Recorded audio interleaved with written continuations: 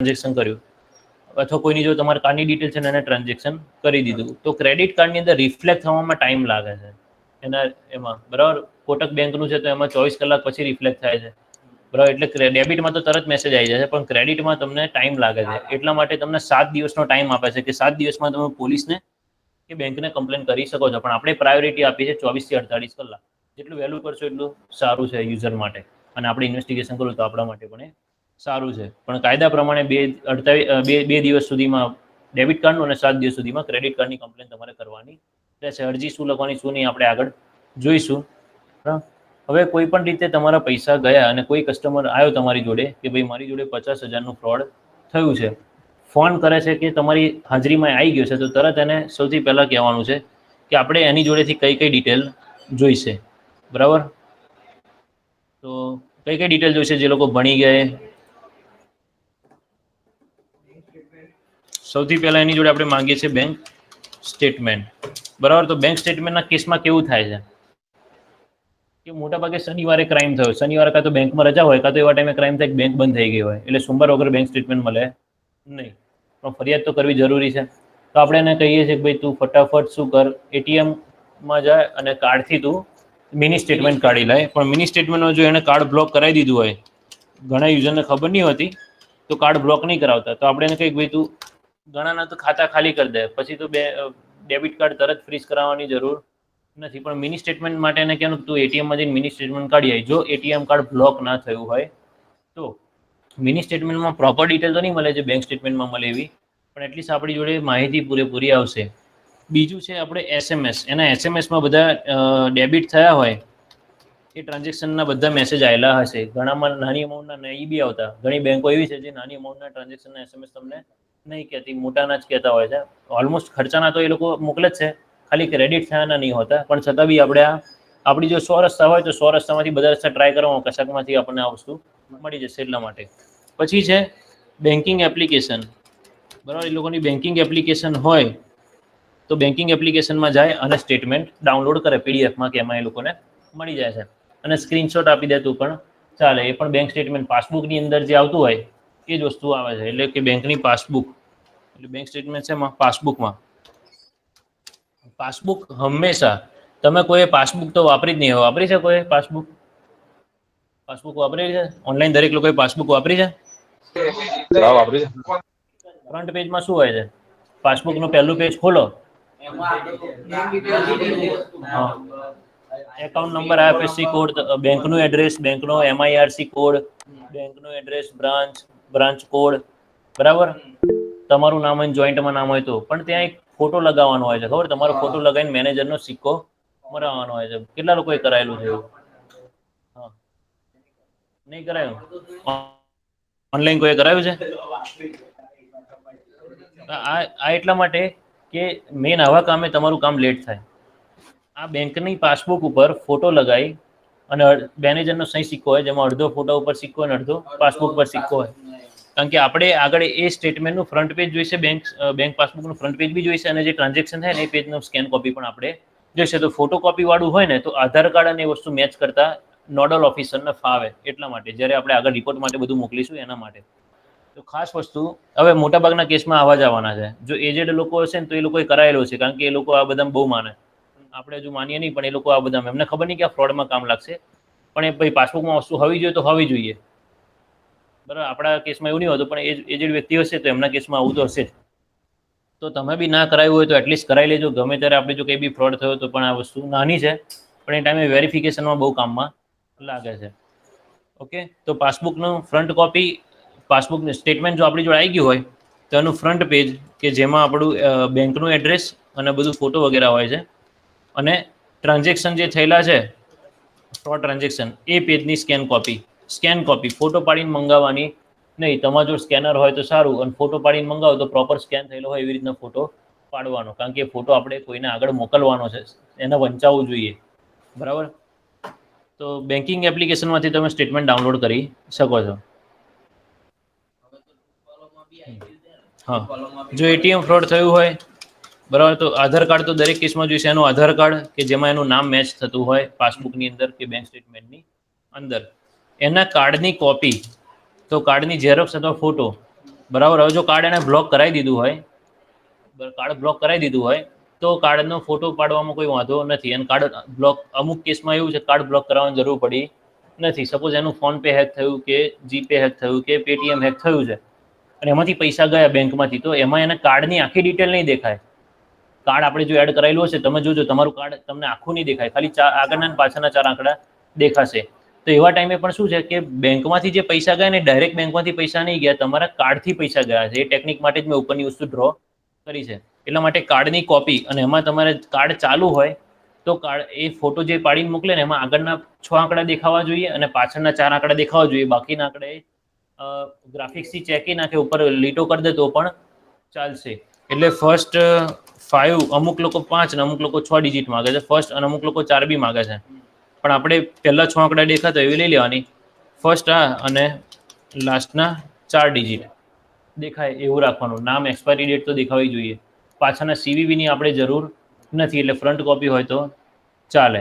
આટલું લઈ લેવાનું. પ્રોપર સ્ક્રીનશોટ લેવાના કે ભાઈ કયા મોબાઈલ પરથી કોલ આવ્યો હતો અને કોલ જોડે તમારે વાતચીત થઈ હોય તો એનો સ્ક્રીનશોટ. બરાબર.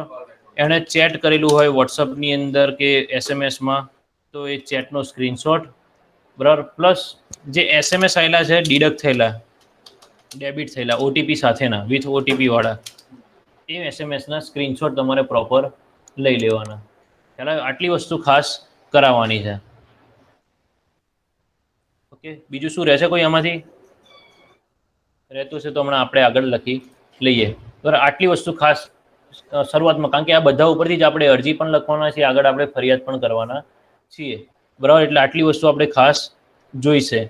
ઓકે. તો હવે એણે જ્યારે આપણા જોડેથી કોઈ પણ રીતે પૈસા લીધા છે તો એણે આપણા બેંકમાંથી પૈસા ખાલી કર્યા છે, ડાયરેક્ટ આપણું નેટ બેન્કિંગ હેક કર્યું નથી. નેટ બેન્કિંગના કેસમાં તો આખી અલગ વસ્તુ હોય છે, પણ આપણે એટીએમની વાત કરીએ એટલે કોઈ પણ રીતે આપણા પૈસા એની જોડે ગયા, આપણે આપ્યા, આપણે જાતે ફોન પેથી જીપેથી સેન્ડ કર્યા, કે એણે આપણા કાર્ડની ડિટેલ લઈને એણે જાતે સેન્ડ કર્યા, કે એની ડેશ જેવી એપ્લિકેશનથી આપણામાંથી એણે સેન્ડ કર્યા, પણ એ બધા જ પૈસા જાય છે કેવી રીતે? વાયા એટીએમ કાર્ડ.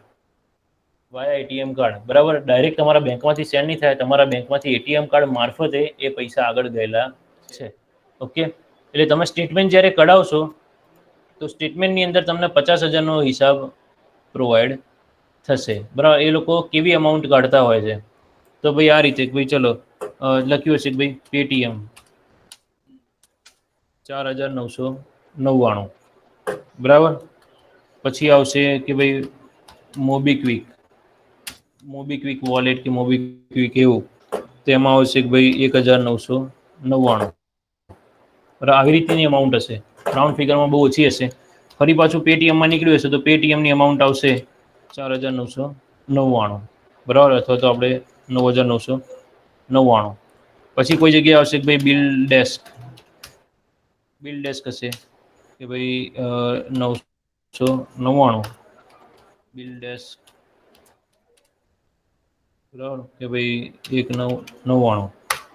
પછી કોઈ અમાઉન્ટ હશે, કોઈ એમજીવીસીએલ જેવી સાઇટ પણ કંઈ નહીં, હરિયાણા, ગુજરાત છોડીને કોઈ પણ જીબીની હશે. તમને ખબર નહીં પડે જીબી, પણ આ કીવર્ડ તમે લખશો ને કે એમાં એમજીવીસીએલ કેવું આપણે આવે છે, એવી રીતના એચપીએલસીએલ એવું કંઈક બીજું છે હરિયાણા વાળું ને એવું, તો ત્યાં આગળની અમાઉન્ટ તમને જોવા મળશે. એમાં એવી 349 હશે, પછી 1,199 હશે, એવી મોટી અમાઉન્ટ, નાની મોટી મિક્સ હશે.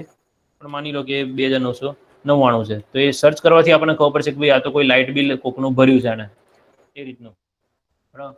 પછી ફ્રી ચાર્જ છે.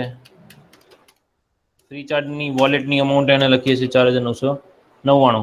બરાબર. કોઈ ગણતરી મારજો ભાઈ કેટલા થયા, વધી ના જાય, કોકના વધારે ના જતા રહે પાછા. પછી અહીંયા એમેઝોન કે ફ્લિપકાર્ટ હશે. બરાબર.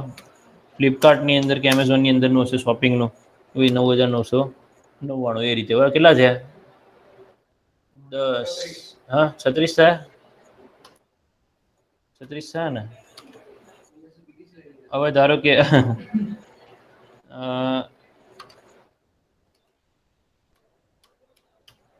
એર આઈઆરસી કરીને હશે. બરાબર. કેટલા રહ્યા? 36 થયા ને, એટલે 14 રહ્યા ને, 13,999 કરી દઈએ. બરાબર છે. આ રીતની અમાઉન્ટ તમને જોવા મળે. 10 ગાય ખાઈ ગઈ હવે. હા એટલે 10 રહ્યા બરાબર છે, પણ ગાય ખાઈ ગઈ. ચલો બરાબર. એટલે અમારો -10 ની મેં ચા પીધી હતી, પછી પાછળથી મને યાદ આવ્યું કે મેં સ્કેન કરીને પે કર્યા હતા. બરાબર. ઓકે, અહીં સુધી ખ્યાલ આવી ગયો કે તમારા જે 50,000 છે આ રીતે ગયા છે, 10 ઓછા. ઓકે, તો સ્ટેટમેન્ટ જ્યારે આવશે ત્યારે તમને આ વસ્તુ ખબર પડશે. એટલે સ્ટેટમેન્ટ તમારું જે હશે, કાં તો ઓનલાઈન સ્ટેટમેન્ટ હશે PDF ફાઇલમાં, બરાબર, કાં તો મિની સ્ટેટમેન્ટ હશે, કાં તો તમારું પાસબુકની અંદર એન્ટ્રી હશે. તો એન્ટ્રી આછી છપાઈ હોય ને એને કહેવાનું ખાસ બેંકમાંથી કે આછી એન્ટ્રી છપાઈને લાવે નહીં. તને ક્લિયર વંચાવવું જોઈએ. તને જો ક્લિયર ના વંચાય તો એ એન્ટ્રી લઈને ના આવતું. તેના માટે તમારે એને કહેવાનું કે ડિટેલ સ્ટેટમેન્ટ, બેંકનું ડિટેલ સ્ટેટમેન્ટ કાઢીને લાવે. ડિટેલ સ્ટેટમેન્ટ શું છે? તો પેલું બેંકમાં પેલા મશીન જોવે છે, બે બાજુ પેજમાં, હા, પેજમાં એ લોકો પ્રિન્ટ કાઢીને આપે, બે બાજુ કાણાવાળા પેજ હોય છે, ખબર છે? એ કયા પ્રિન્ટર કહેવાય? પ્રિન્ટરમાં તમને કાઢીને આપતા હોય. હા, ડોટ મેટ્રિક્સ. ડોટ મેટ્રિક્સ પ્રિન્ટરમાં, અથવા એ લોકોએ કદાચ નવું કાઢ્યું હોય A4 સાઇઝમાં પાછા કાઢીને આપતા હોય તો ખબર નહીં. તો ડિટેલ સ્ટેટમેન્ટ કઢાવવાનું, કારણ કે ડિટેલ સ્ટેટમેન્ટમાં શું હોય છે, તમે નોર્મલ સ્ટેટમેન્ટ જોશો ને તો અમુકમાં ટ્રાન્ઝેક્શન આઈડી નહીં હોય, જ્યારે ડિટેલ સ્ટેટમેન્ટની અંદર ટ્રાન્ઝેક્શન આઈડી સાથે તમને આપવામાં આવે છે. પણ ડિટેલ ટ્રાન્ઝેક્શન, ડિટેલ સ્ટેટમેન્ટ માટે લોકો ઘણા થોડા રૂપિયા એ લોકો પણ લેતા હોય છે, બધા ડિટેલ સ્ટેટમેન્ટ માટે. ઓકે, ચાલુ રાખજો 1 મિનિટ. સરનો ફોન આવે છે, હું વાત કરી લઉં.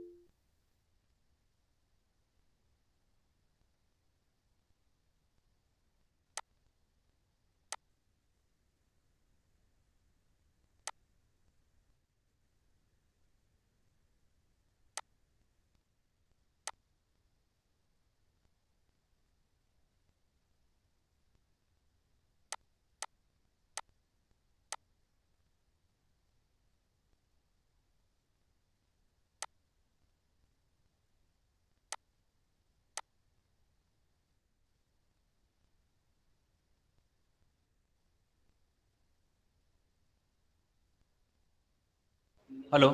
ઓકે, વોઇસ આવે છે ને દરેકને? ઓકે, તો આગળ વાત કરીએ આપણે. તો આ રીતે જે પૈસા ગયા છે, બરાબર, હવે તમે શું કરશો આની અંદર? ઓકે, તો આપણે સૌથી પહેલા એને કહેવાનું છે કે અરજી લખવાની છે, બરાબર. એક અરજી આપશે બેંક મેનેજરને, અને એક આપશે એના લોકલ પોલીસ સ્ટેશનને. બરાબર, પોલીસવાળા કહે છે કે ભાઈ એની સાયબર સેલમાં જાઓ, સાયબર સેલમાં જાઓ. પણ એક અરજી તમારે જે લોકલ પોલીસ સ્ટેશન લાગુ પડતું હોય ત્યાં જ આપવાની હોય. હજુ કોઈ ગવર્મેન્ટ એવું નહીં કીધું કંઈ બી થાય તો સાયબર સેલમાં જવું, બરાબર. એટલે લોકલ પોલીસ સ્ટેશનમાં, તમારા જિલ્લાની અંદર કે તમારા સિટીમાં સાયબર સેલ હોય તો ત્યાં આગળ પહોંચી જવાનું. એટલે તમે જ્યાં રહો છો ત્યાં એનું સાયબર સેલ છે કે નહીં, બધું પોલીસ સ્ટેશનમાં જઈને તપાસ કરી લેવાની એડવાન્સમાં, કે જેથી કોઈ પણ ક્લાયન્ટ તમારા જોડે આવે તો તમે એને પ્રોપર જગ્યાએ મોકલી શકો છો. ઓકે, એટલે લોકલ પોલીસ સ્ટેશનમાં કે સાયબર સેલની અંદર તમારે એને મોકલવાના છે.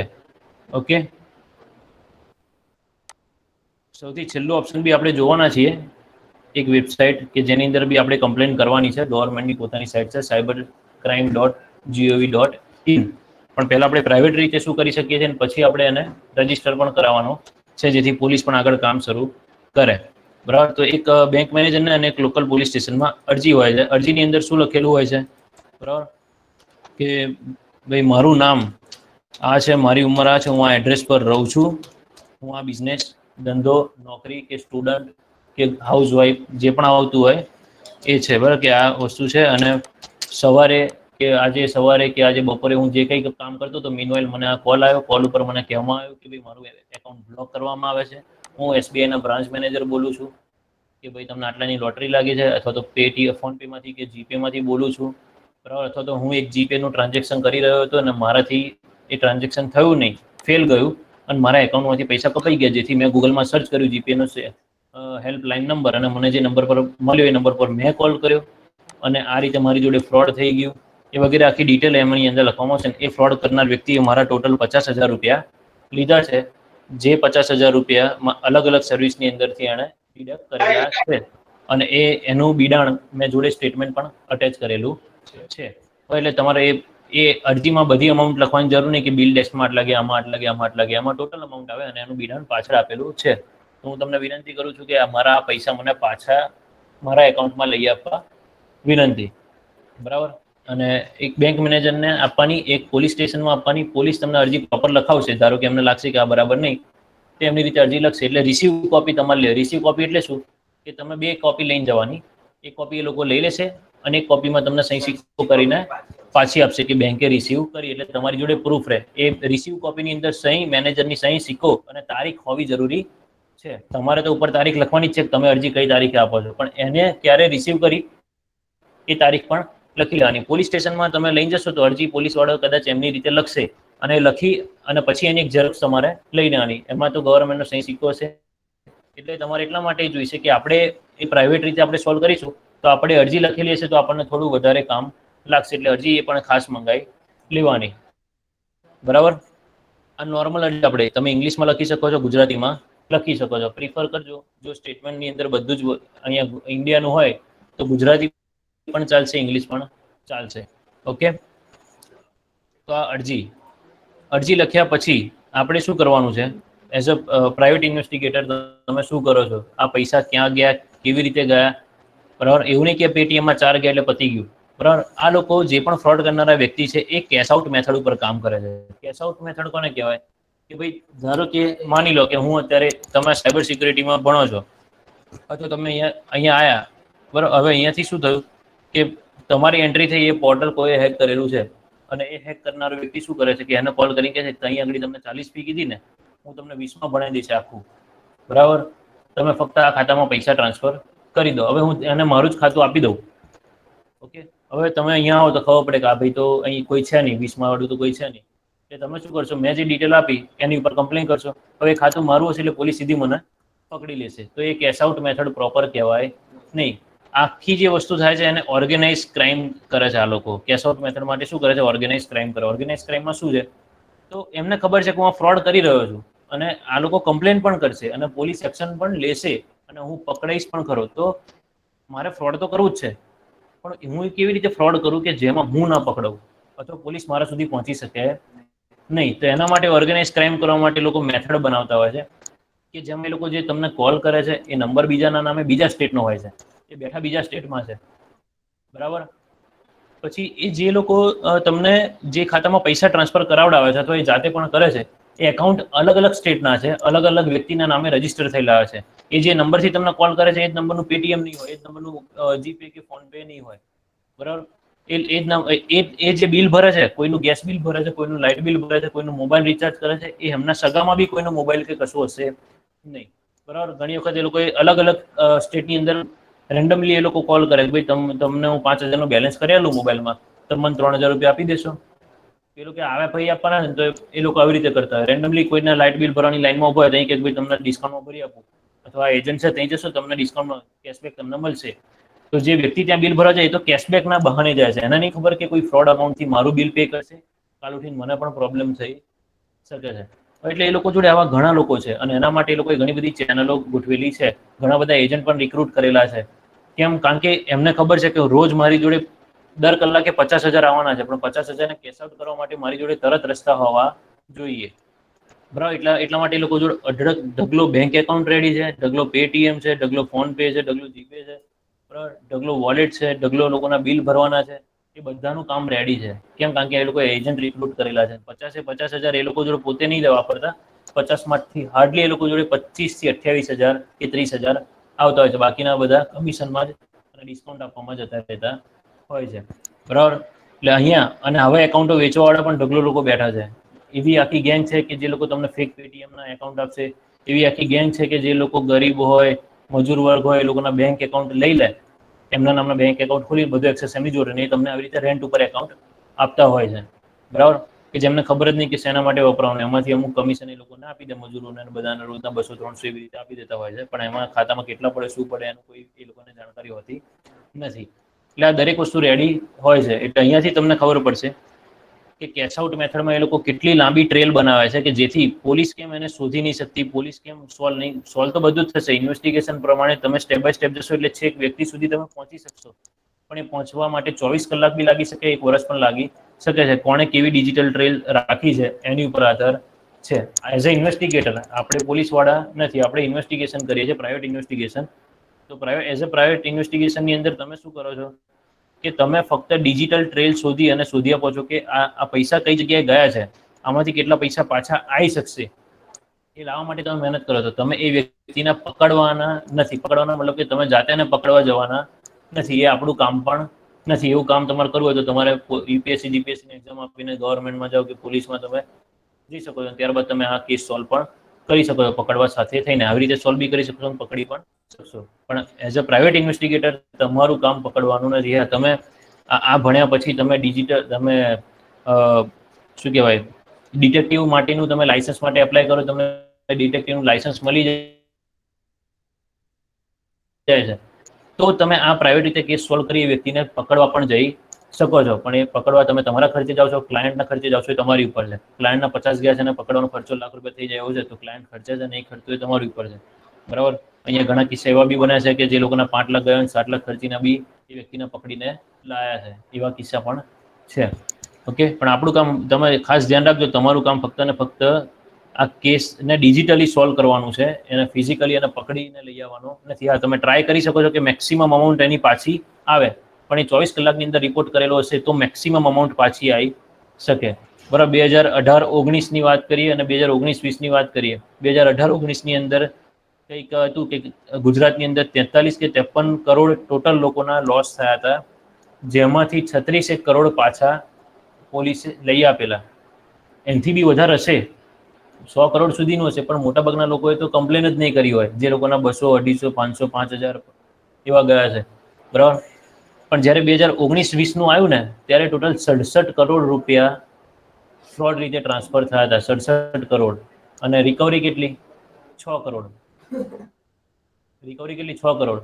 એવું નહીં કે પોલીસે મહેનત નહીં કરી, પોલીસે મહેનત કરી છે, બધા રિપોર્ટ કર્યા છે. પણ મેઇન વસ્તુ શું છે, તો આ લોકો જ્યારે એકાઉન્ટમાં પૈસા લેતા હતા, જેમ કે આ પેટીએમમાં લીધા, મોબીક્વિકમાં લીધા, અહીંયા આ બેંકમાં લીધા, પોલીસ પહેલા તરત એક્શન લીધી હતી. એક્શન કરીને આ બધાના ગ્રુપ બનાવેલા. તમને ખ્યાલ હતું વચ્ચે સાયબર સેલ પોલીસે બધા ગ્રુપ બનાવ્યા હતા બધાના નોડલ ઓફિસરના, કે જેથી કોઈ પણ આવું થાય, બરાબર, તો તરત એ પૈસા એ લોકો ટેલિગ્રામના ગ્રુપમાં મેસેજ મોકલે કે ભાઈ આ ખાતામાંથી આટલા ગયા છે, આ એકાઉન્ટ બ્લોક કરો. તો તરત એ મોબીક્વિક વાળા, પેટીએમ વાળા બધાના નોડલ ઓફિસર ગ્રુપમાં જોયો મેસેજ અને તરત એકાઉન્ટને બ્લોક કરી દે. બ્લોક કરી દે એટલે ધારો કે આના પેટીએમમાં ટોટલ 10,000 ગયા, તો એ એકાઉન્ટ તરત બ્લોક થઈ ગયું. બ્લોક થઈ ગયું એટલે આ વ્યક્તિ જેનું પેટીએમ છે ને એને સાબિત કરવું પડે કે આ મારા પૈસા છે, આ સર્વિસના આવ્યા છે. એ લોકો તો એ કરવાના નહીં. અને 7 દિવસમાં એ લોકો આ સાબિત ના કરે અને 7 દિવસની અંદર યુઝર તરફથી કમ્પ્લેન આ લોકોને મળી ગઈ, અરજી કે ભાઈ આ મારા પૈસા છે ને ફ્રોડ રીતે આવી ટેકનિકથી મારી જોડેથી પૈસા લીધા છે, એટલે આ લોકો 45 દિવસની અંદર પેટીએમ વાળા એ ભાઈના ખાતામાં પૈસા ટ્રાન્સફર કરી દેશે પાછા. કારણ કે આ બાજુથી સામેથી કોઈ ક્લેમ આવ્યો નથી, અને સામેથી ક્લેમ આવ્યો અને એમાં બી તમારું સાબિત થયું તો બી તમને પૈસા પાછા મળી જશે. હવે જે પણ જે ફ્રોડ કરનાર વ્યક્તિ હતી એમને ખબર પડી ગઈ. પહેલા તો એ લોકો પૈસા આમ જ મૂકી રાખતા હતા, પણ ખબર પડી ગઈ કે હવે પોલીસ કમ્પ્લેન લોકો કરે છે અને પોલીસ ફટાફટ અમારા એકાઉન્ટ બ્લોક કરાવે છે. એટલા માટે એ લોકો શું કરે, જેવા તમારાથી 5,000 લીધા છે ને, તમે જ્યારે પેટીએમમાંથી ડિટેલ મંગાવશો ને તો તરત એની બીજી ત્રીજી મિનિટે તો આ ખાતું પણ ખાલી થઈ ગયું છે, એમાંથી આગળ જતા રહ્યા છે. હવે આગળ કોનામ ગયા એ આપણે આ લોકો આપણને કહેશે તો ખબર પડશે, અને આ લોકો આપણને 24 થી 48 કલાકમાં મેલનો રિવર્ટ આપતા હોય છે. ત્યાં સુધી તો આગળ બી જતા રહે ને એના આગળ બી જતા રહે ને એના આગળથી ગાયબ પણ થઈ ગયા. એટલે જો આટલી જગ્યાએ તમારા ખાતામાંથી 50,000 આમાં ગયા અને આટલી જગ્યાએ જે પણ અમાઉન્ટ પડી હશે એ અમાઉન્ટ તમને પાછી આવશે. આગળની કોઈ પણ અમાઉન્ટ તમારા જોડે પાછી આવતી નથી, સિવાય કે જ્યારે એને પકડવામાં આવે ત્યારે એને સજા થાય છે, અથવા તો એ જેટલા પણ પૈસા છે એ બધા કબૂલ કરે ને આગળ તમને પાછા મોકલી આપે છે. એટલે પોલીસ કબજે કરે છે ને કે પછી પોલીસ જે તે વ્યક્તિ બેંક મારફતે જે તે વ્યક્તિના પૈસા પાછા મોકલી આપતી હોય છે, બરાબર. પણ હવે અહીંયા વાત કરીએ આપણે કે આવું આવી ગયા પછી તમારે શું કરવાનું છે. ઓકે, તો સ્ટેટમેન્ટમાં તમે જોઈ લીધું આ બધી ડિટેલ. હવે સ્ટેટમેન્ટની અંદર તમારે પ્રોપર આ બધા ડોક્યુમેન્ટ તમારે બધા પ્રોપર સ્કેન કરવાના છે.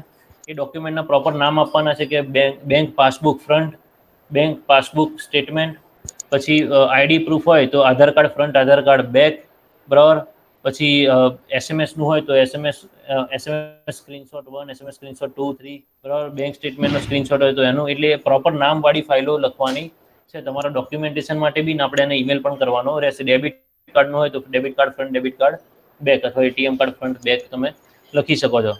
ઓકે, તો હવે આપણે શું કરીશું, તો આગળ આપણે જોઈએ કે જ્યારે તમે પેટીએમને રિપોર્ટ કરશો, બરાબર. રિપોર્ટ આપણે કઈ રીતે કરવાના એ બધા ફોર્મેટ આપણે આગળ જઈશું. તમે પેટીએમને રિપોર્ટ કરશો, મોબીક્વિકને પે, તો તમને વોલેટ ને બધું એટલા માટે મેં જોવાનું કીધું હતું, ઓનલાઈન શોપિંગ સાઇટ અને વોલેટ, કે તમને અહીંયાથી આઈડિયા આવશે કે જેવું તમે સ્ટેટમેન્ટ જોશો ને એટલે તમને ખબર પડી જશે કે કઈ અમાઉન્ટ પાછી આવી શકશે, કઈ અમાઉન્ટ પાછી નહીં આવે. જેમ કે એણે વીજળીનું બિલ ભર્યું છે, બરાબર, તો એ તમને પાછું મળી શકે છે. કોઈ વોલેટમાં હજુ પડી રહ્યા છે તો પાછા મળશે. કોઈ જગ્યાએ એણે આ સર્વિસ વપરાઈ ગઈ, બિલ આણે પેમેન્ટ કર્યું, કયું કોલિંગ વાળું, એટલે મોટાભાગે બિલ ડેસ્ક શેના માટે છે, તો પોસ્ટપેડ કનેક્શનના બધા પેમેન્ટ આ લોકો લે. વોડાફોન છે, આઈડિયા છે, એરટેલ છે, એ લોકોએ પેમેન્ટ ગેટવે કોનો લીધો છે, બિલ ડેસ્કનો. કારણ કે એ લોકો તમારી ડિટેલ, બિલ ડેસ્ક એક એવી સર્વિસ છે કે ત્યાં તમે નંબર લખશો ને તો તમારી ડિટેલ આવી જશે કે તમારે 999 રૂપિયા ભરવાના બાકી છે. તો એ ડિટેલ બિલ ડેસ્ક જોડે કઈ રીતે આવે, તો આગળ વોડાફોને બિલ ડેસ્ક જોડે ડેટા શેર કર્યો હોય તો હવે વોડાફોન કે દરેક લોકો જોડે શેર ના કરે, એટલા માટે બિલ ડેસ્ક જોડે, એટલે કે ભાઈ બિલ ડેસ્ક બધાનું એક જ હેન્ડલ કરે. એટલે બધી કંપનીઓ બિલ ડેસ્કને પોતાનો ડેટા શેર કરેલો હોય, જેથી કોઈ નંબર લખે તો પણ એને ડિટેલ મળી જાય કે ભાઈ મારા કેટલું બિલ પેમેન્ટ બાકી છે. એટલે બિલ પોસ્ટપેડનું ક્યારે આવે, જ્યારે તમે વાપરી લીધું પછી પોસ્ટપેડનું બિલ આવે. એટલે વાપરેલી મિનિટના પૈસા ભર્યા તો એ તો ગયા, એ ગમે તેનું હોય. હવે એ વ્યક્તિ કદાચ તમને આપે તો ઠીક છે, બાકી એ પૈસા ગયા કહેવાય. એના માટે આખો અલગ કેસ જ તમારે કરીને લડવું પડે, બરાબર. પછી એણે કોઈ ફ્લાઇટ બુક કરી છે, કોઈ હોટલ બુક કરી છે, કોઈ વસ્તુ એણે મંગાઈ, ઓર્ડર કરી ફ્લિપકાર્ટ, એમેઝોનથી, અને એ વસ્તુ ટ્રાન્ઝિસ્ટમાં છે. એ બુકિંગ, એ ફ્લાઇટ હજુ ઉપડી નથી, એ ટ્રેન હજુ બુક થઈ પણ હજુ ગઈ નથી, કે એ હોટલ છે કે હજુ એ રૂમ હજુ મતલબ કે એ રૂમમાં કોઈ ગયો નથી, હજુ અઠવાડિયા પછીનું છે. તો એવી કોઈ સર્વિસ કે જે હજુ વપરાઈ નથી, તો એવી સર્વિસ તમે કેન્સલ કરાવીને એને રિફંડ કરાવી શકો છો. પણ એવી સર્વિસવાળા પોતાનો જે ચાર્જ હોય છે, ટ્રાન્ઝેક્શન ચાર્જ, જીએસટી ચાર્જ કે કેન્સલેશન ચાર્જ, એ મિનિમમ ચાર્જ એ લોકો કટ કરીને તમને પેમેન્ટ પાછું આપે છે, બરાબર. એટલે એ બધું તમે જ્યારે તમારા સ્ટેટમેન્ટ, તમે ઓનલાઈન શોપિંગ કરતા હોય તો તમારો ભાઈબંધ ઓનલાઈન શોપિંગ કરતો હોય, અલગ અલગ જગ્યાએથી કાર્ડ ઘસતો હોય, તો એવાના સ્ટેટમેન્ટ તમે સ્ટડી કરો. કેસ આવશે ત્યારે તો તમને સ્ટેટમેન્ટ સ્ટડી કરવા મળશે જ, પણ તમે તમારા પોતાના અને તમારા ફેમિલીના મેમ્બરના કે ફ્રેન્ડના તમે સ્ટેટમેન્ટ સ્ટડી કરો. એની અંદર સ્ટેટમેન્ટમાં જે બધું લખીને આવે ને એ ગૂગલમાં લખીને સર્ચ કરો તો તમને ખ્યાલ આવશે. એનાથી શું થશે કે જ્યારે તમારો જો કોઈ કેસ આવ્યો તો ફટાફટ તમે એની ઉપર એક્શન લઈ શકો છો.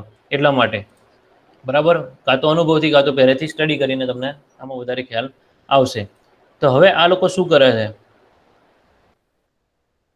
તો પેટીએમ, બરાબર. તો આપણે સૌથી પહેલાં આ બધાના ઈમેલ આઈડી ફાઇન્ડ આઉટ કરવાની. જેટલી સર્વિસ મળી, જેમ કે પેટીએમની સર્વિસ મળી, મોબીક્વિકની સર્વિસ મળી, બિલ ડેસ્ક મળી, એચપીએલસીએલ મળ્યું, અને તમે ગૂગલમાં સર્ચ કર્યું તમને હરિયાણાનું કોઈ ઇલેક્ટ્રિક બિલવાળું મળી ગયું, ફ્રીચાર્જ છે, એમેઝોન કે ફ્લિપકાર્ટ છે, કે એર આઈઆરસી. આમ એટલા માટે લખ્યું કે એર આઈઆરસી એટલે શું, હવે ગૂગલમાં સર્ચ કરશો તો તમને કશું મળશે નહીં.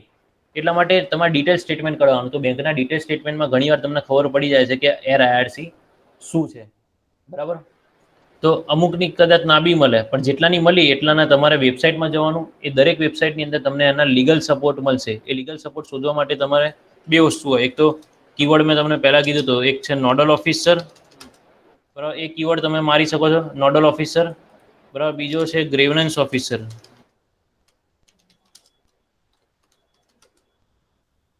બરાબર. એક આ તો આ મોટાભાગે સરકારી ખાતામાં આ કીવર્ડ વધારે છે, બરાબર. પછી લીગલ રિપોર્ટ, લીગલ સપોર્ટ, પછી સાયબર સેલ શબ્દ બી હવે એ લોકો વાપરતા થઈ ગયા છે. જેમ કે પેટીએમ એ સાયબર સેલ શબ્દ વાપર્યો, ફ્રીચાર્જ બી સાયબર સેલ શબ્દ વાપરેલો છે. એમનામાં ઇનબિલ્ડ કંપનીની અંદર જ ઇન હાઉસ એ લોકોએ સાયબર સેલની ટીમ ઊભી કરી છે. એટલે સાયબર સેલ શબ્દ તમે વાપરી શકો છો. એટલે રિપોર્ટ ફ્રોડ ટુ પેટીએમ, બરાબર. એટલે તમને જો આ રીતે આપી દેશે ભાઈ અહીંયા કોન્ટેક્ટ કરો, report fraud to free charge. પછી નોડલ ઓફિસર કીવર્ડ તમને લખવાનું, એ રીતે તમારે કોન્ટેક્ટ કોઈનું કશું ના મળે તો report fraud to free charge, customer care આ તે લખશો એટલે ઓફિશિયલ સાઇટ ઉપર, બીજી બધી સાઇટમાં નહીં જવાનું, પણ ઓફિશિયલ સાઇટ ઉપરથી તમને જે બી મળે એ જ લેવાનું, બરાબર. જો છે બરાબર, વંચાય છે ને બધાને. તો દરેક લોકોના ટર્મ્સ એન્ડ કન્ડિશન પ્રાઇવસી પોલિસીમાં આપેલું હોય છે. પ્રાઇવસી પોલિસીની અંદર એ લોકોએ લખેલું હોય છે કે અમે કસ્ટમરની કઈ કઈ ડિટેલ લઈએ છીએ જ્યારે લોગિન કરે. અને એ લીગલમાં પણ એ લોકો આપ્યું કે લીગલી અમે કોને હેલ્પ કરીએ છીએ, કયા નંબરથી હેલ્પ કરીએ છીએ, કે કયા ઈમેલ આઈડી પર તમારે લખવાનું રહેશે અમને કસ્ટમરનું. તો જો આ ગ્રેવનન્સ ઓફિસર છે, મેલ આવી રહ્યો, કંઈ પણ થયું જો VMS to resolve all complaints at the first point of contact in case doesn't get a satisfactory resolution there query complain level 1. તો એ લોકો તમને કંઈ આગળ મોકલે છે, બરાબર, કે એની આ ડિટેલ રહી. તો આ ઈમેલ છે, બરાબર. એટલે આ બધા ઈમેલ તમારે કલેક્ટ કરવાના છે, બરાબર. આ બધા ઈમેલ તમારે કલેક્ટ કરવાના. એટલે તમારે પાસબુકની અંદર તમે એન્ટ્રીઓ જોશો ને તો તમને જેટલી પણ ઓનલાઈન સર્વિસીસ દેખાય છે એ બધાની ઈમેલ આઈડી કલેક્ટ કરી લેજો. બીજાની પાસબુક જુઓ તો એમાંથી તમને જે મળે અમુક કોમન નીકળશે, અમુક નવા બી મળશે. એટલે ઇન્ડિયાની અંદરની જેટલી સર્વિસીસ છે, વોલેટની, પછી આ પેમેન્ટ ગેટવેની, પછી આવી સર્વિસીસ બીજી હોય ઓનલાઈન શોપિંગ વગેરેની, તો એના ખાસ આવા ઓફિસરની ડિટેલ્સ તમારે લઈને રાખવાની ઈમેલ. એટલે એ જે તે ટાઈમે તમારે શોધવું પડે નહીં, બરાબર. જો એક્સિસ બેંક નોડલ ઓફિસર, એટલે આ બધું ખાસ વાંચવાનું રહેશે ઇન્વેસ્ટિગેશનમાં જો આગળ વધવું હોય તો. એ રીતે પેટીએમ સાયબર સેલનું બી ફ્રોડ પ્રિવેન્શન બધું છે પેટીએમનું, તો એ લોકોને તમે કોન્ટેક્ટ કરી શકો છો. એનું બી આપેલું હશે આ લોકોએ બધું, ઓકે. તો એ ઈમેલ આઈડી બધા તમારે કલેક્ટ કરવાના છે. એટલે હવે તમારે જે પણ કરવાનું છે પેટીએમને લેટર, હવે કેવા લેટર લખવાના, શું લખવાના આપણે હમણાં જોઈશું એના ફોર્મેટ. પણ પેટીએમને તમે લેટર લખશો એટલે પેટીએમ તમને રિસ્પોન્સ આપશે, અને રિસ્પોન્સમાં તમને જોવા મળશે શું જોવા મળશે કે ભાઈ એણે 4,999નું શું કર્યું. તો એણે એક એસબીઆઈ બેંક એકાઉન્ટમાં, બરાબર, એક એચડીએફસીમાં અને એક સ્મોલ EU ફાઇનાન્સ બેંકમાં પૈસા ટ્રાન્સફર કર્યા છે. કેટલા? તો આની અંદર એણે 199, આની અંદર એણે 999, આની અંદર એણે 2, 3, 4, 5 આ રીતે એણે ટ્રાન્સફર કર્યા છે કોઈ અમાઉન્ટ. એટલે એની અંદર તમને બેંક એકાઉન્ટની ડિટેલ સાથે હશે, કયા એકાઉન્ટમાં ટ્રાન્સફર કર્યા વગેરે, પ્લસ એ બી ડિટેલ હશે કે આ પેટીએમ એકાઉન્ટ કોનું છે, કયા નંબરનું છે, એનું નામ શું છે, ક્યારે એક્ટિવ થયું હતું, એણે કયા આઈપી પરથી આ અમાઉન્ટ એડ કરી, કયા આઈપી પરથી એણે આ અમાઉન્ટ સેન્ડ કરી, અને કયા એકાઉન્ટમાં કયા આઈએફએસસી કોડમાં એણે સેન્ડ કર્યું. ચલો આ એક ડિટેલ આવી ગઈ. ત્યારબાદ મોબીક્વિકનું આવશે. તો મોબીક્વિકની અંદર માની લો કે એણે શું કર્યું છે, તો કોઈનું માની લો કે ચલો MGVCL આપણે કરીએ છીએ કે MGVCLનું એણે બિલ પેમેન્ટ કર્યું છે, બરાબર. આટલું એણે બિલ પેમેન્ટ કર્યું છે. પછી પેટીએમ ફરી આવ્યું તો પેટીએમમાંથી એણે શું કર્યું, ફરી એસબીઆઈના કાં તો ઉપર જેવા સેમ એકાઉન્ટમાં કાં તો કોઈ બીજા એકાઉન્ટમાં એણે આ પૈસા ટ્રાન્સફર કર્યા છે. 4,999 કરી દઉં છું. પછી એણે રિચાર્જ, મોબાઈલ રિચાર્જ લખ્યું હશે, મોબાઈલ રિચાર્જ. પછી એને રિચાર્જ કયા ફોનમાં કર્યું એનો નંબર બી હશે, વોડાફોન કેવું હશે. અને રિચાર્જની અંદર એણે કર્યું છે કે ભાઈ આને આટલા રૂપિયા આમાં નાખ્યા. પછી એણે કોઈ બીઓબી બેંકની અંદર બીજા 3,999 ટ્રાન્સફર કર્યા. એ રીતે આખી બધી અમાઉન્ટ હશે. બિલ ડેશની અંદર તમને અહીંયા તો બિલ ડેશ છે તો તમને રિપોર્ટ જ મોકલશે કે ભાઈ એણે વોડાફોનનું, આઈડિયાનું કે જીઓનું આ બિલ પેમેન્ટ કર્યું. એટલે આ તો ડાયરેક્ટ જ સર્વિસ થઈ ગઈ. આની આગળ કશું નહીં, આની આગળ ખાલી તમને એટલું જ આવશે કયા નંબરમાં રિચાર્જ થયું, બરાબર. પછી HPLCનું જો 2, 3 એક હોય તો એણે એક જ કરી છે, તો એની અંદર તમને કસ્ટમર આઈડી આવશે. કસ્ટમર આઈડી કે કયા આઈડીની અંદર એણે 2,999 પૈસા મોકલ્યા છે, અથવા તો પેલું જેમ બિલ ડેશમાં છે કે આ નંબરમાં એણે રિચાર્જ કર્યું, એ રીતે એણે કસ્ટમર આઈડી, એટલે કસ્ટમરનો આપણે કોન્ટેક્ટ કરવો પડે. ફ્રી ચાર્જની અંદર 4,999 છે તો એમાંથી એણે બેંકમાં કે એને શોપિંગ કરીએ છીએ ફ્રી ચાર્જમાંથી, માની લો ફ્રી ચાર્જની અંદરથી કોઈ ઓનલાઈન પ્રોડક્ટ મંગાવી, તો એણે 2, 3 પ્રોડક્ટ મંગાવી હોય કે એક પ્રોડક્ટ મંગાવી હોય તો એ બતાવશે.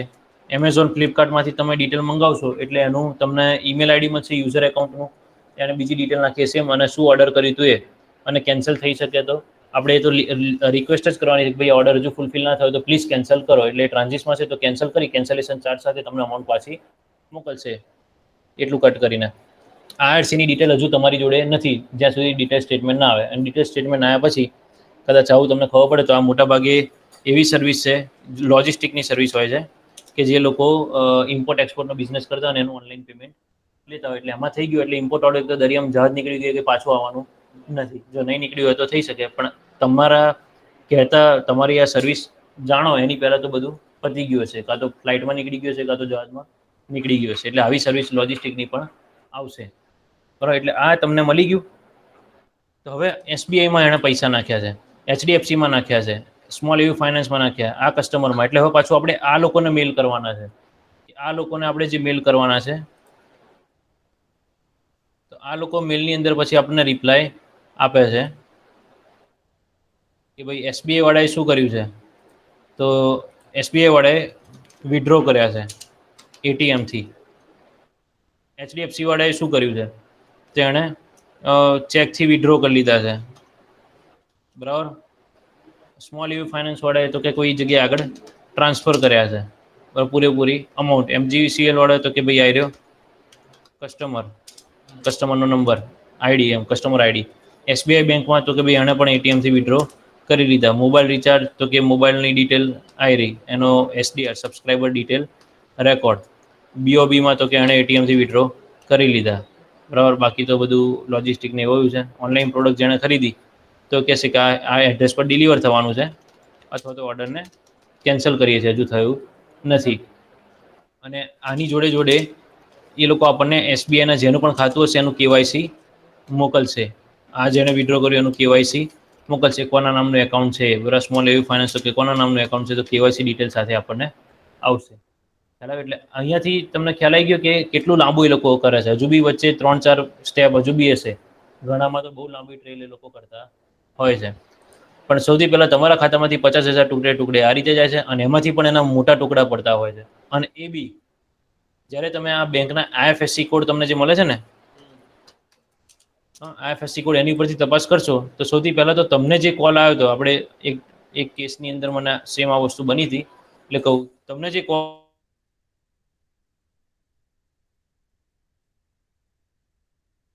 બરાબર, અને રાજસ્થાનનું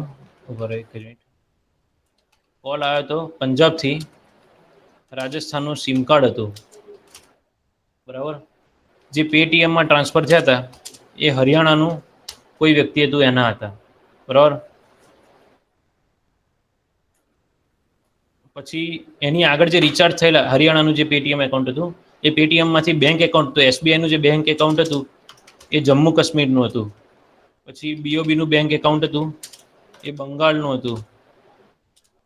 અને એક સ્મોલ એવું ફાઇનાન્સ નથી, આપણે આ પંજાબ નેશનલ બેંક PNB એ વડોદરાની હતી. એટલે વડોદરાની અંદરના 22,000 રૂપિયા પાછા આવી ગયા હતા, બરાબર.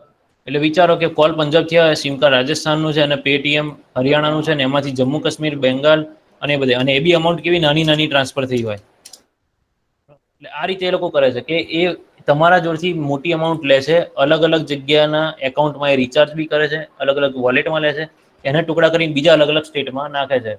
હવે તમારે ખાલી તપાસ એ કરવાની, તમારા રિલેટિવમાં જો કોઈ પોલીસ વગેરે હોય, તમે એમને ખાલી પૂછશો કે ભાઈ મારે આવો કોઈ કેસ બને ને ગુજરાત બહાર તમારે જવાનું થાય તો તમને અલાઉન્સીસ કેટલું આપે છે. બીજું કે છેક આની ડિટેલ તમને મળે તો ડાયરેક્ટ તમે આને નહીં પકડી શકતા, પહેલાં તમારે આની જોડ જવું પડે, એનાથી આની જોડ જવું પડે, અને એના પછી જ અહીંયા જવું પડે. ઇન્વેસ્ટિગેશનમાં તમારે પ્રોપર ચેન બતાવવી પડે. આપણી જો લગભગ નરેશભાઈ છે, નરેશભાઈ ઓકે, તમને ખ્યાલ હશે કે ભાઈ અહીંથી તમારે ગુજરાત બહાર જવું હોય કોઈ ઇન્વેસ્ટિગેશનમાં તો તમને કેટલું ભથ્થું આપવામાં આવે છે? નહીવત હોય સાહેબ હવે. નહીવત. અને બીજું કે જો કોઈ કોન્સ્ટેબલ હોય, હેડ કોન્સ્ટેબલ હોય, ASI હોય, PSI હોય, તો એ લોકો સાયબર ક્રાઇમની તપાસ કરી શકતા નથી. હા, એટલે પોલીસ બેઠા બેઠા તપાસ તો કરે છે, એ જ શોધતા હોય છે મોટા ભાગે. પણ કોઈ પણ સાયબર ક્રાઇમનો કેસ હોય તો એ કેસ સોલ્વ કરવાની ઓથોરિટી કોની જોડે છે? PI કે એની ઉપરના લેવલના અધિકારી જોડે હોય છે. એટલે કંઈ પણ તમે સહી સિક્કા વગેરે કરાવો પીઆઈ ના તમારે કરવાના હોય છે, પોલીસ ઇન્સ્પેક્ટરનું હોય તો ભલે કોન્સ્ટેબલ હેડ કોન્સ્ટેબલ કે પીએસઆઈ આખી તપાસ કરી અને તપાસ કરી લીધા પછી તમે કોર્ટમાં મૂક્યું ને એમાં કોર્ટમાં દેખાય કે ભાઈ આમાં તો બધા કોન્સ્ટેબલની સહી છે કે પીએસઆઈની સહી છે, સામેવાળો વકીલ હોશિયાર એને કહે કે ભાઈ આ તો ના ચાલે, તો પતી ગયું. તમે ગમે તેવું ઇન્વેસ્ટિગેશન કર્યું તો ફરીથી એ વસ્તુ કરવી પડે. ધારો કે તમને આવું હરિયાણાનું પંજાબનું નીકળ્યું એટલે અહીંથી પોલીસ ઇન્સ્પેક્ટર એની ટીમ સાથે, એટલે કે એમની જોડે એક પીએસઆઈ પણ હોય, 2 કોન્સ્ટેબલ પણ હોય, તે 4 કે 3 જણા પણ જઈ શકે છે. ત્યાં જાય અને ત્યાં તપાસ કરે, પણ એમનું નોર્મલ ભથ્થું, એમને જનરલ ટિકિટમાં જવું પડે, એમને લોન્જમાં રહેવું પડે, કોઈ 5 સ્ટાર હોટલ કેવી હોય નહીં, બરાબર, કાં તો ત્યાંનું ગેસ્ટ તેમનું અતિથિ ગૃહ હોય એમાં, અથવા તો લોન્જમાં રહેવું પડે, બરાબર. ત્યાંનું એમનું નોર્મલ ખાવા પીવાનું બધું નોર્મલ હોય. હવે તમે નોર્મલી એક જણ જાઓ અથવા 2 જણ જાઓ તો 500 રૂપિયા બિલ થાય, તો 500 રૂપિયામાં તો બધાને જમવાનું હોય, બરાબર. ત્યાં કંઈ મળ્યું ના મળ્યું તો બરાબર. પહેલી કડી પંજાબ મળી, પંજાબ ગયા તો રાજસ્થાન, ભલે પંજાબથી કોલ આવે પણ નંબર કોના નામે રજીસ્ટર? રાજસ્થાન. તો રાજસ્થાન જવું પડે. રાજસ્થાનની વ્યક્તિ હોય નહીં, હોય તો કે ભાઈ મારા નામે તો આવું છે, મને ખબર નહીં, અથવા એવો ગરીબ માણસ નીકળે તમને જોઈને લાગે કે ભાઈ આને તો 2 સવાલ પૂછાય બી નથી, ત્યાંથી પછી પંજાબ જવાનું, પછી પંજાબથી ત્યાં સુધી પેટીએમ વડે રિપ્લાય આપ્યો કે ભાઈ અહીંયા ગયા છે, એસબીઆઈમાં ગયા, એસબીઆઈમાંથી કેવાયસી આવ્યું, પછી તમે એ જગ્યાએ જાઓ, એટલે એ બધો ખર્ચો વિચારો કેટલો થાય છે. રિસેન્ટલી સાહેબ હમણાં તમને ખ્યાલ હોય તો વડોદરા સિટી પોલીસ કમિશનર અને આજે રાજેન્દ્ર ત્રિવેદી છે એનું એકાઉન્ટ હેક થયું હતું, ફેસબુક પર જ પેજ આવ્યું તેમનું બન્યું હતું. એટલે એમને અમારી ટીમ અહીંથી પકડવા ગઈ હતી, દિલ્હીના હતા, એટલે એમને પછી પકડીને લાયા હતા રિસેન્ટલી. એટલે એમને તો વાયા ઘણા હતા, પણ અહીંથી જતા વખતે 5 જણ ગયા હતા, પછી જેને 1-2 જણને પકડવા હતા એમને પકડીને લઈ આવ્યા, અને પછી એક જણને ત્યાં ને ત્યાં જ રહેવું પડ્યું દિલ્હીમાં. દિલ્હીનું ત્યાં ત્યાં સર્કિટ હાઉસ હોય ત્યાં સ્ટેબલ રહે થોડા દિવસ, અને અહીંથી બધા લોકેશન ટ્રેસ કરીને મોકલ્યા કરે, એટલે ત્યાં જે દિલ્હીમાં હોય એ ભાઈ જઈને ત્યાં જગ્યા પર જઈને આવે, એટલે જગ્યા પર મોસ્ટ ઓફ કઈ મળે જ નહીં એ ટાઈમે. અને દિલ્હી પોલીસ તો બહુ બીવે છે આપણા ગુજરાત પોલીસથી, એમાં સુરત વાળા ખાસ જાય ને તો કહેશે હવે તો ગયા જેમ કેટલા નહીં પકડીને. અરે દિલ્હી પોલીસ આપણે સુરત વાળો બહુ એક્ટિવ છે, સુરત વાળા આની અંદર, સુરત અને અમદાવાદ ખાસ, કારણ કે મોટા ભાગે એ કેસમાં થતા હોય છે એટલે. 3 જણ પકડાયા હતા, જે પેલા અમારા કમિશનર સાહેબ કર્યું ને એકાઉન્ટમાં હા, ફેક એકાઉન્ટ બનાવ્યું. એટલે ઘણા લોકો આવી રીતે કેસ સોલ્વ બી કરે છે, ઘણા લોકો પૈસા બી ખર્ચે છે, જે બી ખર્ચો થાય અમે આપવા તૈયાર છે, તમે આને પકડીને અકસ્માત લોકો પકડાય પણ છે આની અંદર.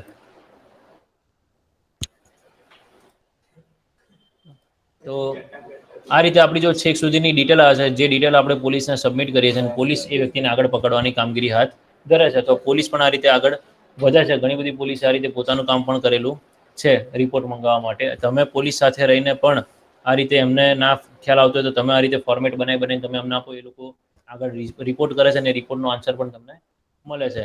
પણ આ જે કેસ છે, તો આની અંદર તમે યુઝરના જીમેલથી કે યુઝરના ઈમેલ આઈડીથી તમે આગળ કંપનીને રિપોર્ટ કરી શકો છો કે ભાઈ મારી જોડે આવું ફ્રોડ થયું છે અને આટલા રૂપિયા ગયા, પ્લીઝ આની મને ડિટેલ આપો. અને તમે તમારા ઈમેલ આઈડીથી, તમારું ઓફિશિયલ ઈમેલ આઈડી હોય, તમે ડોમેન લીધેલું હોય તો એ વધારે કામમાં લાગશે, બરાબર. અથવા તો તમારા જીમેલથી પણ તમે કમ્પ્લેન કરી શકો છો કે ભાઈ મારા ક્લાયન્ટ જોડે આ વસ્તુ થઈ છે અને આવી એની ડિટેલ છે, પ્લીઝ તમે મને ડિટેલ પ્રોવાઈડ કરો, તો પણ તમને આ લોકો ડિટેલ આપશે. અહીંથી જે ડિટેલ આવશે પછી આગળ આ જગ્યાએથી ડિટેલ તમને અમુક લોકોની ઓછી ડિટેલ આવશે અહીંયા, જેમ કે ભાઈ એસબીઆઈમાં ટ્રાન્સફર કર્યા અને એનું એકાઉન્ટ ડિટેલ બધી માં જોડશે. તમે એસબીઆઈને મેલ કરો છો કે કેવાયસી મોકલો, તમને એરટેલનો નંબર મળ્યો તો એરટેલનું એસડીઆર મોકલો, કોલ ડિટેલ મોકલો, તો એ તમને પ્રોવાઈડ નહીં થાય, બરાબર. તો એ ફક્ત ને ફક્ત ગવર્મેન્ટ કે મતલબ કે પોલીસ સ્ટેશનમાંથી જો મેલ ગયો છે એને જ પ્રોવાઈડ થશે. મોટા ભાગમાં એવું બનશે. એટલે તમે અહીં સુધી તો પહોંચી ગયા, હવે આગળની જવાબદારી પોલીસની પણ છે, તો પોલીસને તમે અહીં સુધીનું મોકલશો તો પણ એ લોકો આગળની ડિટેલ તમને લઈ આપે છે, બરાબર. તો હવે કેવી રીતે રિપોર્ટ કરવું, શું કરવું, એ આપણે આવતીકાલે જોવાના છીએ. પ્રોપર રિપોર્ટિંગ, કેવી અરજી લખવાની આવે છે, તમે કેવી રીતે મેલ કરશો, એ મેલની અંદર તમે કેટલા કન્ટેન્ટ ઇન્વોલ્વ કરશો, બરાબર. હું કાલે મારી જૂની એક કેસ સ્ટડી છે, જે મેં ડેમો કેસ સ્ટડી બનાવી પણ છે, જે કેસ સોલ્વ કર્યો છે એની, તેના થ્રુ હું તમને સમજાવીશ. પણ આ ડિજિટલ ટ્રેલ કે જે લોકો ઓર્ગેનાઇઝ ક્રાઇમ કરે છે, જેથી પોલીસ એમને તરત નહીં પકડી શકતી, થોડો ટાઈમ લાગે છે, કારણ કે એક સ્ટેપ બાય સ્ટેપ એને જવું પડતું હોય છે, એટલા માટે, બરાબર. તો અહીંયા સુધી તમને ખ્યાલ આવી ગયો? આમાં ઓનલાઈન દરેકને અહીંયા સુધી ખ્યાલ આવી ગયો? કયા કયા ડોક્યુમેન્ટ સ્ક્રીનશોટ લેવા હોય તો લઈ લેજો, કયા કયા ડોક્યુમેન્ટની જરૂર પડશે. ઓનલાઈન દરેકને ખ્યાલ આવ્યો? સુજય, મૌલિક, ઓકે. કૃપલ ક્યારે દસ જોડાયો બકા? 15 જ. હા, 10-15 જોડાયો હતા એમ ને? હા. ઓકે, સારું. એટીએમ ફ્રોડના બહુ જ કિસ્સા બને છે. અવેરનેસ ફેલાવવાની અત્યારથી જ શરૂ કરી દેવાની. તમે જો આજ સોલ્વ કરવાના હોય તો એટીએમ ફ્રોડની અંદર તમે અલગ અલગ રીતે તમે જે મદદ કરી રહ્યા છો તો એનું પેમેન્ટ તમે લઈ શકો છો. જેમ કે એના અરજી લખવાના તમારે રૂપિયા હોય છે, પ્લસ તમે એને મોકલી આપો છો. આ પોલીસ રૂપિયા નથી લેતી કોઈ પણ કેસ સોલ્વ કરવાના. આપણે પોલીસની વાત નહીં કરતા. એઝ અ પ્રાઇવેટ ઇન્વેસ્ટિગેટર તમે પોતે એક કન્સલ્ટન્સી પ્રોવાઈડ કરો છો. જેમ વકીલ છે, જેમ ડૉક્ટર છે, એ લોકો તમને પ્રોબ્લેમનું સોલ્યુશન લઈ આપવાના છો, એનો રસ્તો બતાવવાના પૈસા લે છે. એ જ રીતે તમે કન્સલ્ટન્સી ફી તરીકે તમે 500 થી 1000 રૂપિયા લઈ શકો છો. એનું રીઝન છે કે જે વ્યક્તિના ખાતામાંથી પૈસા ગયા છે, બરાબર, જે વેપારી છે, કોઈ સ્ટુડન્ટ છે, કોઈ નોકરી કરનાર વ્યક્તિ છે, તો એ સવારથી સાંજ સુધી પોલીસ સ્ટેશન, પોલીસથી બેંક, બેંકથી પોલીસ ધક્કા ખાશે. એનું પેટ્રોલ બગડે છે, એની જોબ છોડીને આવે છે, એટલે એનો પગાર પડે છે, એનો ધંધો છોડીને આવે છે, એની ઇન્કમ એ દિવસની બંધ થાય છે. તો એ જે નુકસાન થાય છે એની સામે તમે એક નોમિનલ ફી લો છો, જેથી એને કશું છોડવું ના પડે. એ જે જગ્યાએ બેઠો છે ત્યાં બેઠા બેઠા આપણે એને કન્સલ્ટ પ્રોવાઈડ કરી શકીએ છીએ અને એના વતીના મેલ પણ આપણે મોકલીએ છીએ અને ડિટેલ લાવવામાં પણ આપણે એને મદદ કરીએ છીએ. એ ફી આપણે લઈ રહ્યા છીએ, બરાબર. ઘણી ફી એવી પણ હોય છે, તમને અનુભવ થશે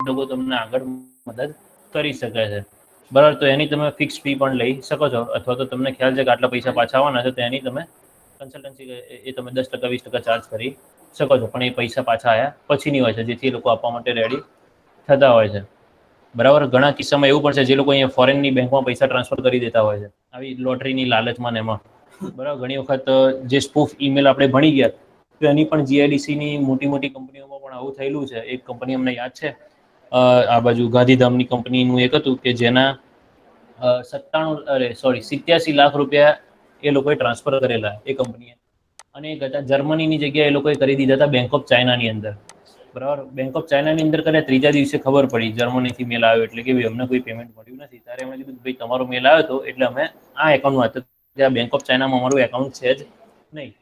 તો હવે એમણે ત્યાંના મોટી અમાઉન્ટ હતી, એસપી સાહેબનો કોન્ટેક્ટ કર્યો, એસપી સાહેબે અહીંયા કોન્ટેક્ટ કર્યો હતો. હવે એ ટાઈમે એસપી સાહેબે કીધું હતું કે તમે જે પણ તમારો ચાર્જ હોય તમે કહી દેજો, એ આપવા તૈયાર હશે. એટલે અહીંયાથી અમે કહેવામાં ભાઈ પૈસા અમે જોયું, તમને લાગ્યું કે ભાઈ પૈસા તો પાછા આવ્યા હોય, તમે કીધું કે પૈસા આવ્યા પછીના 15% અમારો ચાર્જ રહેશે, બરાબર. ખાલી 15% અમારો ચાર્જ રહેશે પૈસા આવ્યા પછી. છતાં એમણે ના પાડી દીધી કે નહીં. પણ લગભગ 2-2.5 વર્ષ પછી અમે ત્યાં ગયા હતા, ત્યારે વાતચીત થઈ હતી કે ભાઈ એ કેસનું શું થયું હતું, કે ખબર નહીં. પછી એ કેસ આગળ વધ્યો નથી. એમને કોઈ પોલીસ કેસ બી નહીં કર્યો, કશું નહીં કર્યું. એટલે આવા લોકો બી છે કે જેમને પૈસા આવ્યા પછી આપવા નથી. આટલી મોટી અમાઉન્ટ હતી તો એમણે જતી કરી, પણ ચાર્જ ના આપ્યો, બરાબર. એટલે આવા, હા, પૈસા પાછા આવ્યા પછી જ આપવાના હતા, બરાબર. એટલે ઘણા આવા બી તમને મળશે, નાની અમાઉન્ટમાં, મોટી અમાઉન્ટમાં બી, બરાબર. હા, હા. એટલે એ તમને એ કેસ ઉપરથી તમને ખ્યાલ આવશે, અનુભવ થશે એમ એમ કે કયા કેસમાં તમારે ફિક્સ ફી લેવી, કયા કેસમાં તમારે પર્સન્ટેજ લેવા, બરાબર. કારણ કે તમે એને સર્વિસ આપો છો, તમે એનો ટાઈમ વેસ્ટ કર્યા વગર તમે એને પ્રોપર પાછા લઈ આપો છો, કેસ સોલ્વ કરી આપો છો એને, બરાબર. આપણે કોઈ તમે પાછું એવું ના વિચારતા કે આપણે પોલીસ વતી આપણે લઈએ છીએ કે તમે કમ્પ્લેન કરો છો અને પોલીસને તમારે આપવાને, એ નથી. પોલીસ ક્યારેય પૈસા લેતી નથી આ બાબતે, બરાબર. તમે જે અરજી લખીને આપો છો, ઘણી વખત એવું મિસઅન્ડરસ્ટેન્ડિંગ થાય છે કે ભાઈ હું તમને એક અરજી લખી આપું છું અને એના ઉપરથી ડિટેલ લઈ આપીશ, પછી તમે પોલીસમાં કમ્પ્લેન કરજો. તો ઘણા યુઝર એવા પણ છે કે જઈને આગળ કે ભાઈ પોલીસવાળાએ આટલા લીધા, તો કે પોલીસે કઈ જગ્યાએ હતા, કે અમે ઓફિસમાં આપેલા. એટલે એ લોકોના ખોટું બોલવાથી પણ આવું નામ ખરાબ. એટલે જે પણ તમારા ક્લાયન્ટ હોય, ચોખ્ખું કહેવાનું કે અમે કન્સલ્ટન્સી ચાર્જ લઈએ છીએ, તમને અરજી લખી આપીએ છીએ, બરાબર. અમે તમને આ મેલ કરી આપીશું, અમે તમને જાણકારી લઈ આપીશું કે તમારા પૈસા આગળ ગયા કઈ જગ્યાએ, કેટલા પાછા આવી શકે છે કે નહીં આવી શકતા, એની કોઈ જવાબદારી અમારી નહીં. ને અમે પોલીસ નથી. આ ખાસ આપણે આ ક્લિયરિટી કેમ કરવાની છે, કારણ કે એ લોકો સમજતા નહીં, કાલ ઉઠીને તમારું નામ ખરાબ કરી શકે છે, બરાબર, અને આ વખત કોઈ પોલીસવાળા જો જાય પોલીસ આપણા ઉપર એક્શન પણ લઈ શકે છે. એટલા માટે શેના કારણે કે તમે ખોટું નહીં કર્યું પણ પેલો ભાઈ બીજી જગ્યાએ ખોટું બોલ્યો એના કારણે. આ જૂના અનુભવના ઉપરથી અમે તમને કહીએ છીએ. બરાબર, એટલે આવતીકાલે આપણે આખું રિપોર્ટિંગ જોઈશું કે કેવી રીતે રિપોર્ટ કરવો, કેવી રીતે ઈમેલ કરવો.